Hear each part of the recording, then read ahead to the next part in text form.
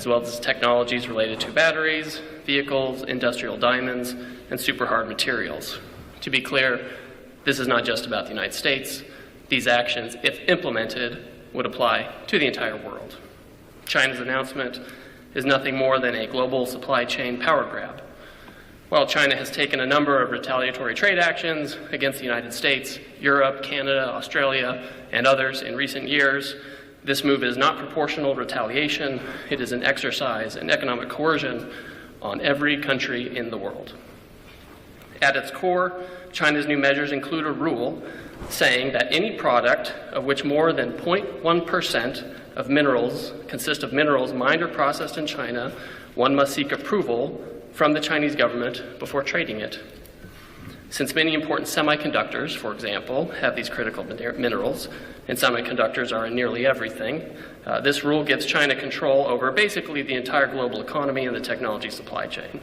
This will impact artificial intelligence systems and high-tech products, but even regular consumer items like cars, smartphones, and potentially even household appliances could be affected. It would also apply to many items that are necessary for defense purposes. And again, it covers the whole world.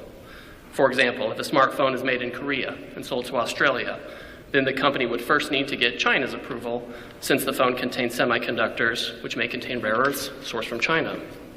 Or if a car is built in America and sold in Mexico, you would need to seek approval from China before making the sale because of the chips in the car. Obviously, neither we nor our allies are going to go along with that kind of system. Many are suggesting that China's action is simply posturing for leverage in negotiations with the United States. While that may be one element of China's approach, it's obvious that these controls are part of a broader plan by China to control the world's supply chains. And these controls are wildly out of proportion to any targeted actions by the United States or its allies over the past few months. Others have suggested that the United States has violated a non-existent agreement with the Chinese regarding export controls or the implementation of measures. This is a false narrative deployed to justify these broad and unacceptable Chinese actions. There is, in fact, a published agreement between the United States and China from earlier this year that the U.S. and China would suspend tariffs of over 100% on each other. China further agreed to effectively suspend elements of its rare earths export control regime by expeditiously approving licenses for U.S. companies seeking rare earths. Both countries agreed to this pause on tariffs and rare earth measures for 90 days while we pursued further negotiations, which have gone on quite successfully for the past 6 months. And there is a published agreement about this on official U.S. government and Chinese websites. This is the Geneva Agreement. It's not a secret. It's out there. It's published. We keep our tariffs low. They keep the rare earths flowing. We have not imposed our reciprocal tariffs on the Chinese since that time, but now the Chinese have expanded their rare earth controls. We have complied. They have not. And so in this context, this is how China has announced its new and extremely expansive controls on rare earth materials just last week. It's a clear repudiation of everything we've been working toward for the last 6 months, which was a stable tariff situation and a continued flow of rare earths. The short story is that we've had compliance, and the Chinese have escalated, and they've taken this opportunity to make a pretextual claim of noncompliance or other measures to justify this. But the United States won't stand for it. We're in close communication with our allies who have expressed similar views and who are similarly affected. The President has signaled some of the actions we are taking or may take if the Chinese implement this system of controls on the world. Mr. Secretary. Good. Thank you, Ambassador Greer. And again, thank you all for being here at Treasury today in the midst of this shutdown. We call on the moderate Democrats in the Senate to be heroes.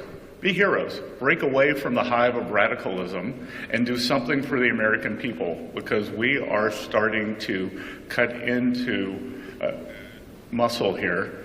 We believe that the shutdown may start costing the U.S. economy up to $15 billion a day, and this is a decision the Democrats are making. And one of the reasons that they are not being held to task is because the mainstream media is not coming at them the way they would have if the Republicans were willing to keep the government closed.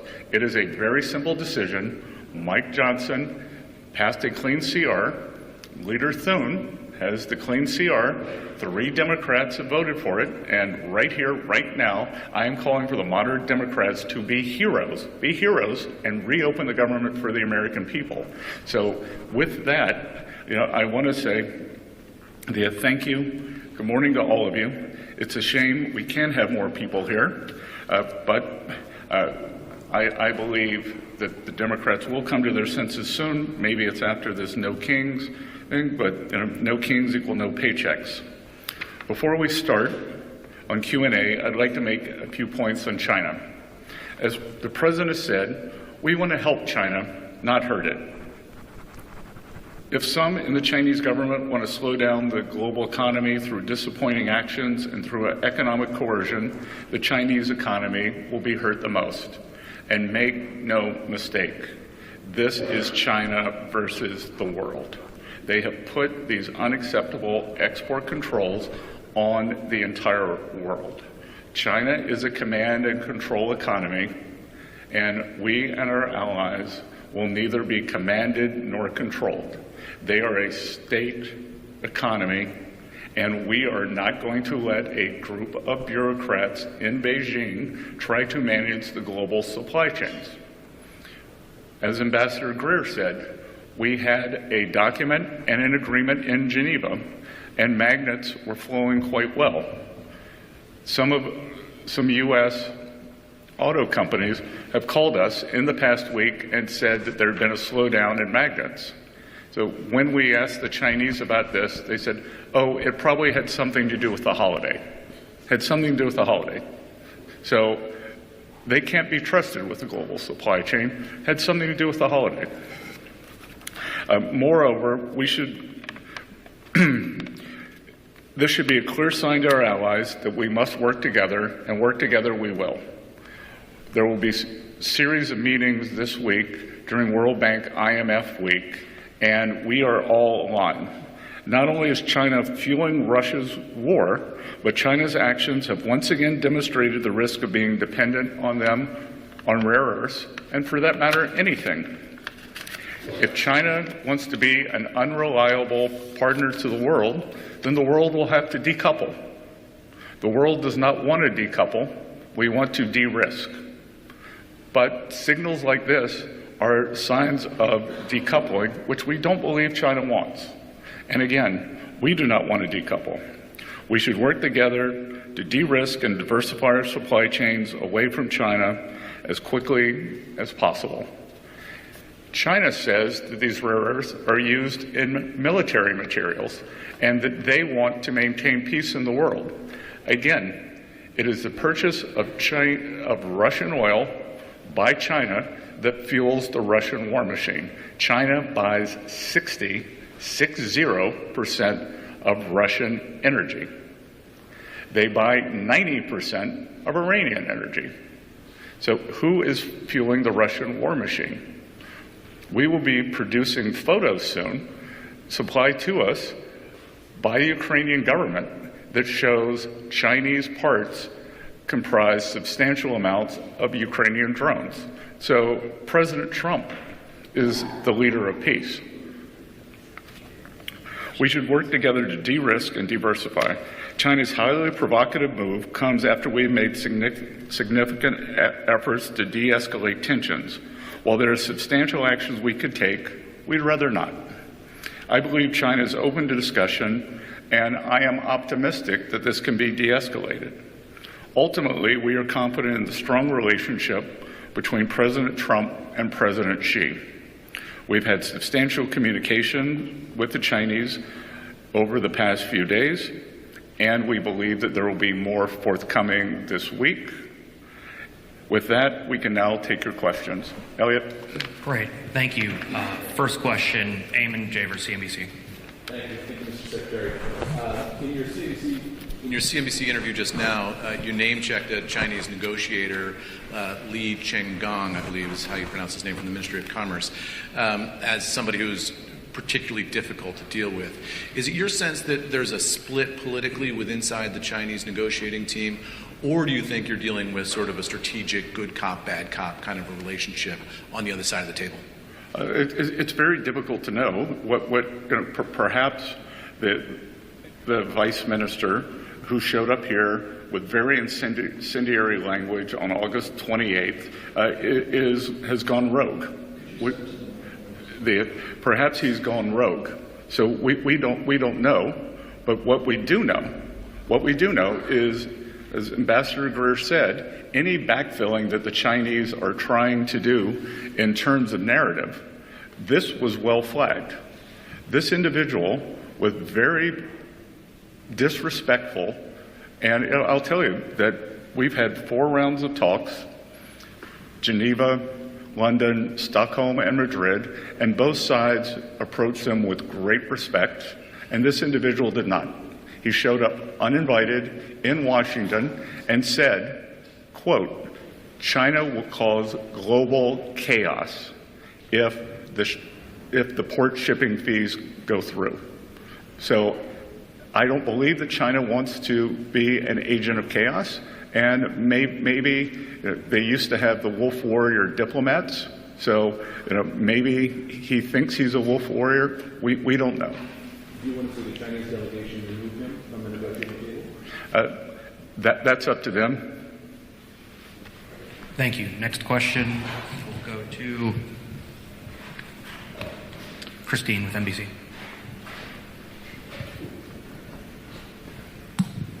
Thank you for this. Christine Romans, NBC News. What do you need to see specifically from the Chinese to avoid putting more tariffs on Chinese goods, as the president threatened on Friday? And are the 2 leaders still expected to meet in the next few weeks? I will say that I believe, as of last time I saw President Trump, which was last night, he is still expecting to see Party Chair Xi in Korea, and I'll let Ambassador Greer answer the first part. And the expectation is that this regulatory system is not implemented by the Chinese. They haven't implemented yet. They've put out a notice about it. Similarly, we've signaled our intent to raise tariffs if their system goes into effect. Our documents doing a tariff raise and potentially taking other export controls, these are drafted or in draft, so this is quite real. But our expectation is that they won't implement this, and that we'll be able to be back to where we were a week ago, where we had the tariff levels we've agreed to, and we have the flow of rare earth magnets we agreed to. So much. Next question, we're going to go to Ed Lawrence with Fox. Thanks for taking the questions. So the Chinese have been pretty good at using this rare earth mineral trump card, for lack of a better term. So we're not talking about opening the Chinese market to U.S. trade. We're not talking about protecting intellectual property. Can there be a sustainable framework, a substantial framework with China? So there is room for a positive economic relationship with China. There certainly is. And we would much rather be talking about that than constantly be talking about rare earths.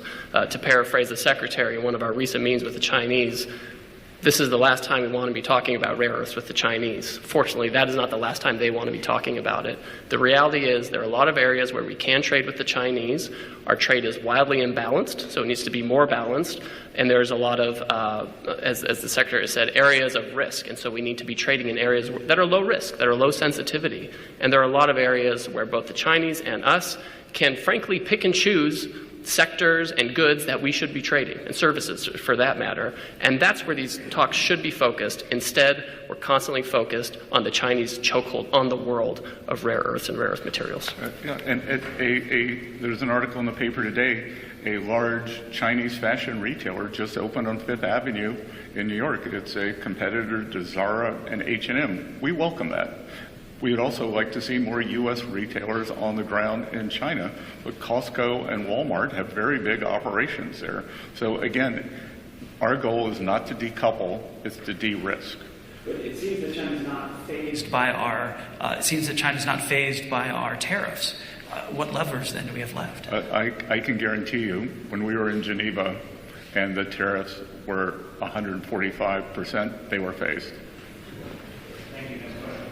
John Decker, Gray.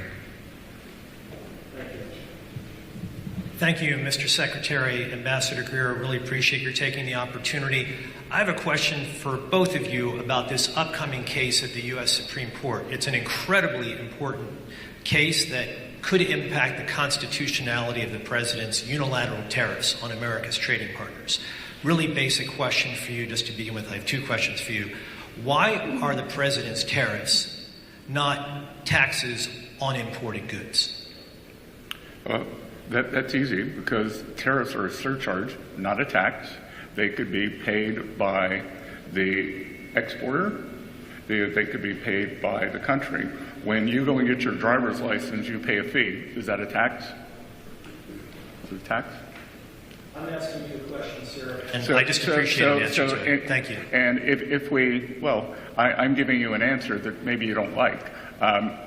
The other thing is, this case, and Ambassador Jameson is a lawyer. I'm not. As am I. Thank you. I won't tell you the one thing I agreed with Lennon on.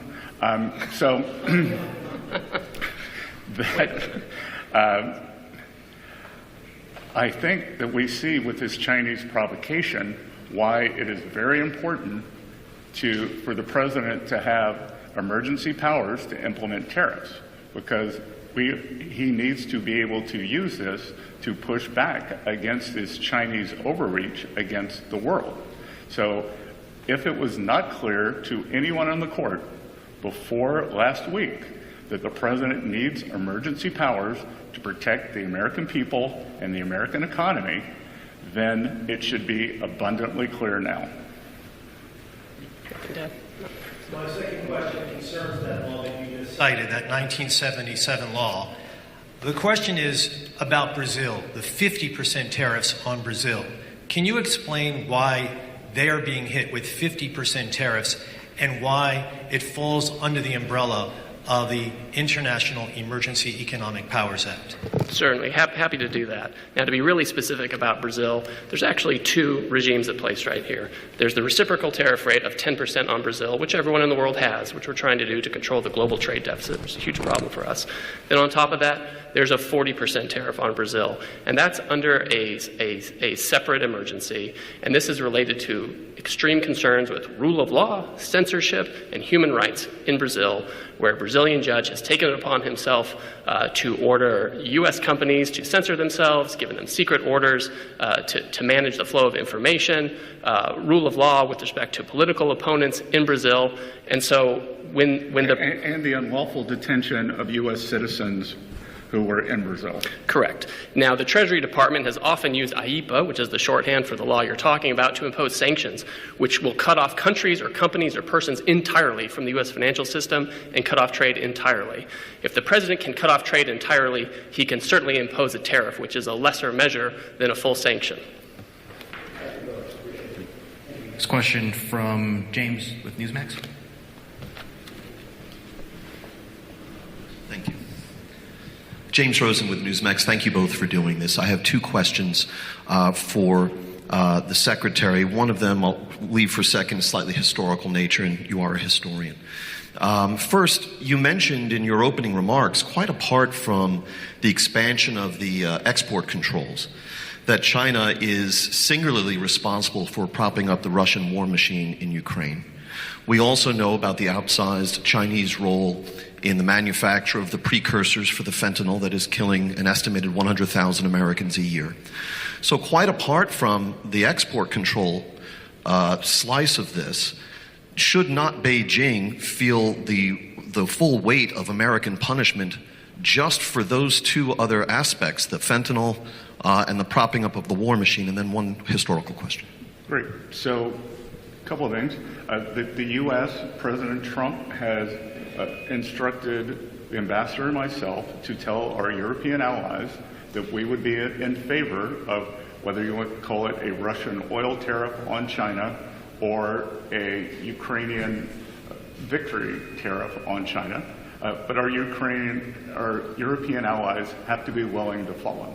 We are sitting here during a government shutdown when we can't get 7 more Democratic senators across the line, but 85 U.S. senators are willing to give President Trump the authority to put up to 500% tariffs on China for the purchase of Russian oil. We are told that the European Parliament will not pass a similar measure. So all I hear from the Europeans is that Putin is coming to Warsaw. There are very few things in life I'm sure about. I'm sure he's not coming to Boston.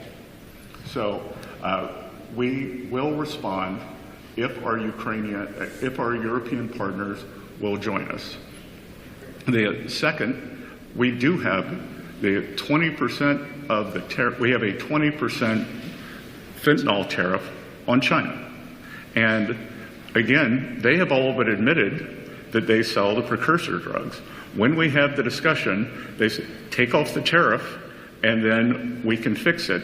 We say, fix it, and show us 6 months of persistence, and then we will take off the tariff. So again, back to the IEPA, if 100,000, 200,000 Americans being killed every year by fentanyl, families ruined, is not an emergency, I'm not sure what is. And by the way, if the Chinese can cut off rare earths and export control them, they certainly can control the precursors for fentanyl as well. Very quickly, process. Very quickly. When the history of this time is written, and historians are paying attention to President Trump's decision-making surrounding the global tariff program that he has initiated, can you tell us, to your knowledge, when it was, whether it was during the campaign or the preceding 4 years or during the transition or since he took office again, that he decided that he was going not only to rely more heavily on tariffs than he did in his first term, but to go as big on tariffs as he has? When was that decision taken?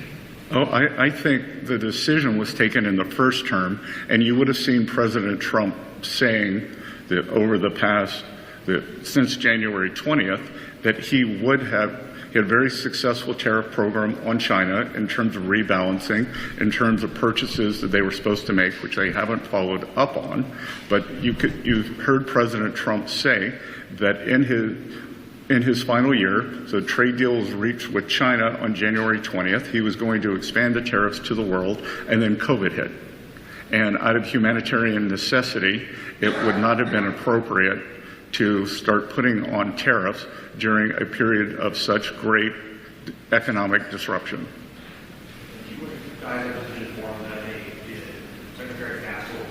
Meeting immediately after this, so we have time for one question. I'm going to go to the print folks in the back. Dimitri from the FD. Thank you, Dimitri, Financial Times. Ambassador Greer, I think you said that you don't expect China to implement the rare earths regime that it announced. Is that based on something that the Chinese said to you, or if not, what gives you that confidence? And then secondly, if the Chinese were to say we will delay implementation by, let's say, 6 months or 1 year, would that be enough for you to delay implementation or imposition of 100% tariffs and other countermeasures? Thank you. So the Chinese obviously will decide what they're going to do, right? That's not up to me. I'm just outlining our expectation for this program. Obviously at a minimum they have to delay it. Our expectation is that this never goes into effect, because you can't. When you look at what happened with the rare earth magnets, they had a similar program that they implemented, and that program, the result was that they couldn't implement it. They didn't have enough people to organize it. Separate and apart from it being just wrong entirely, they actually couldn't implement it, and it took months and months to get the flow of magnets to something that was barely tolerable, right? Now, take that program, which was trying to deal with thousands of license applications, and multiply it by 1,000. That's what we're talking about, because we're not just talking about the rare earths themselves, we're talking about many downstream products that contain those rare earths. Remember, 0.1%. If 0.1% of a product has a Chinese rare earth in it, it could be controlled by this. I mean, the scope and the scale is just unimaginable, and it cannot be implemented. And Dimitri, to follow up on that, right now we are currently in a 90-day roll on the tariffs. So is it possible that we could go to a longer roll in return for a delay? Perhaps. But all that's going to be negotiated in the coming weeks before the leaders meet in Korea. Thank you, everybody. With apologies again, they do have to get to another appointment right now. Thank you, Mr. Secretary. Thank you, Mr. Ambassador. Thank you. Thank you all.